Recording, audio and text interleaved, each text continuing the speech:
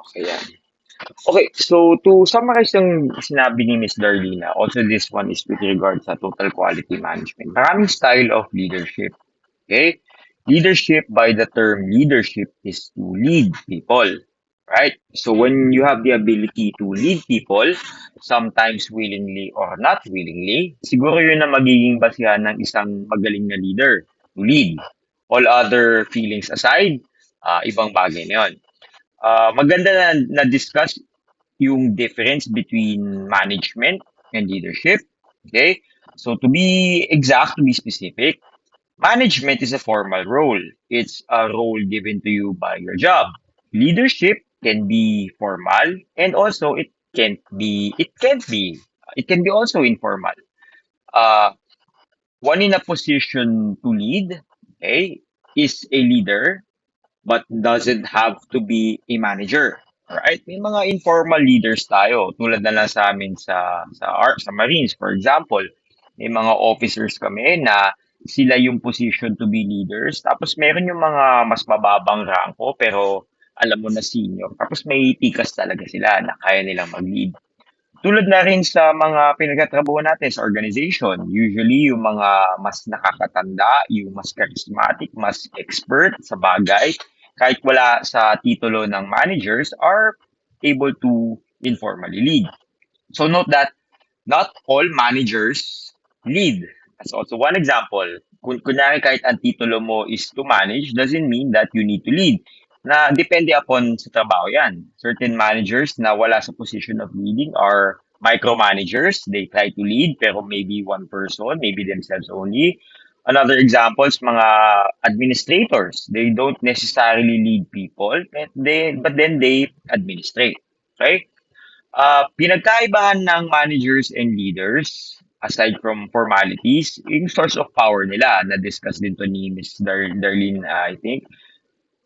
There's legitimate power. Pag sinabi natin legitimate power, lehitimo, based on formal position. Kung nasa position ka ng management, of course, you are a manager. And of course, you can lead. Okay? Expert power. Pag sinabi natin expert power, may mga tao na magaling lang talaga. Okay? May special knowledge, may special skills. They don't have to be in the management position, as I mentioned. Pwede sila yung mga nakakatanda, yung mga eksperto na, yung mga mahigit 10 years na sa industriya na bilang neophyte, bilang bago, tinutuon natin ng pansin na regard. Another form of power is reward power. Reward power.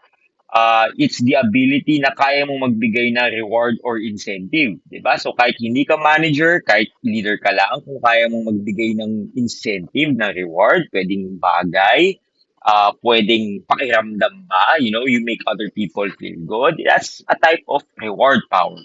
The last one is I think it's called reverent power. Pag sinabi natin reverent power, as mentioned din ni Miss Darlene, nanggaling ito sa mga personal trait. May mga characteristics talaga ang mga tao, that inspires respect and admiration, which in turn make other people follow.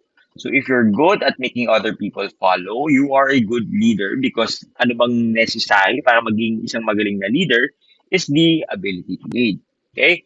Lastly, when it comes to the difference of management and leadership, management is often task-oriented dahil task siya, trabaho, may sistema. At dahil sistema, it's a science, right? When we talk about science, we're talking about numbers, measuring, categorizing, ano pa ba? And also predicting, science, causality as much as possible. Whereas leadership centers on people and motivation. Therefore, it's an art. Pag sinabi natin art, it's creative. Doesn't necessarily have to rely on numbers, but it's on the way how to execute them.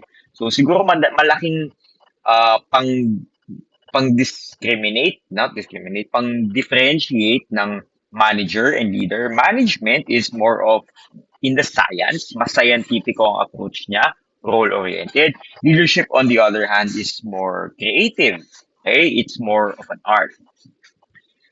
So far, naiintindihan nyo? Get naman yung difference? React kayo kung nagigets nyo. Para alam ko na nakikinig kayo. Alright, sige. So next one is best leadership styles. May best leadership style ba?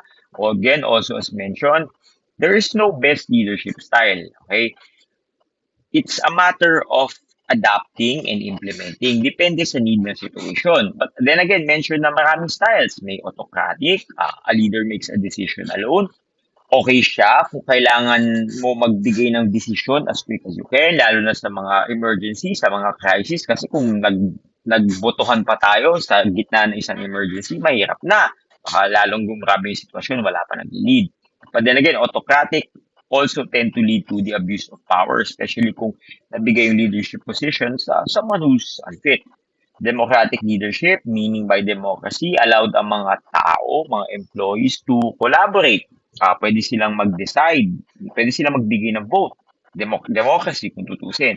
It's good, but the problem is dahil may bilangan pa ng desisyon, it can be slow. Accounted for, lahat ng mga gusto ng mga tao, but it can be slow. So in an emergency situation, it's not ideal. Pero in a situation that stakeholders are involved, iba-ibang klaseng interests are involved, democratic leadership is very ideal.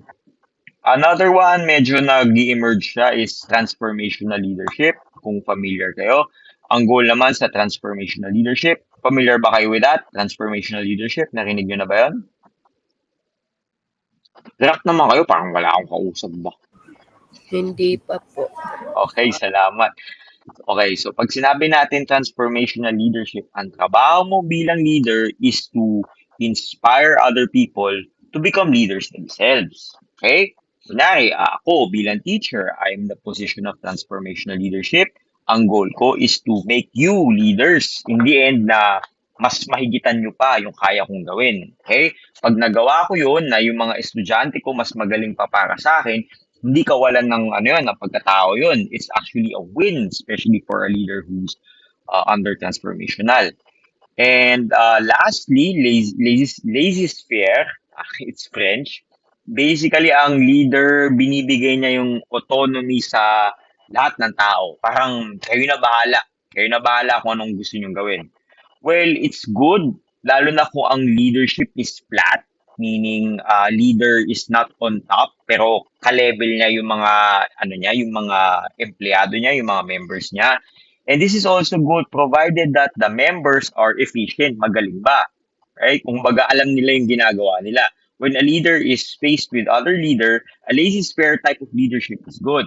But the problem is when employees, when followers are looking for feedback, for guidance, utos sa madaling salita, magkakandawala-walaan lang tayo, magkakaikutan lang tayo. So according to science then, going back to the question, is there a best leadership style? Sabi nila the best style daw is transformational leadership because it's compounding, it's often praised dahil bago lang siya. Situational leadership, as mentioned din by Ms. Darlene, is also very practical din kasi situational na.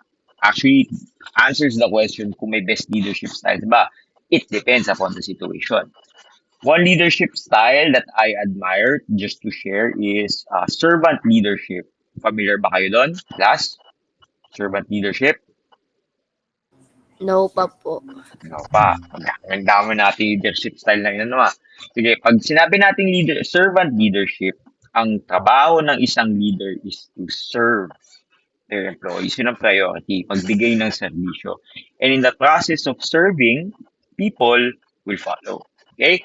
So again, the best styles depends upon the organization's culture. Ano ba yung kultura ng organization? Tulad ba to sa amin sa Marines na parang fortress na kailangan mabilis ang desisyon? Tulad ba to sa isang negosyo na maraming expert? Mas okay ba na may demokrasya? Tulad ba ito ng isang, kunyari, think tank, isang organisasyon na lahat tayo, iba-ibang klaseng creatives na kailangan natin mag-generate na ideas? Mas okay doon na lazy spare.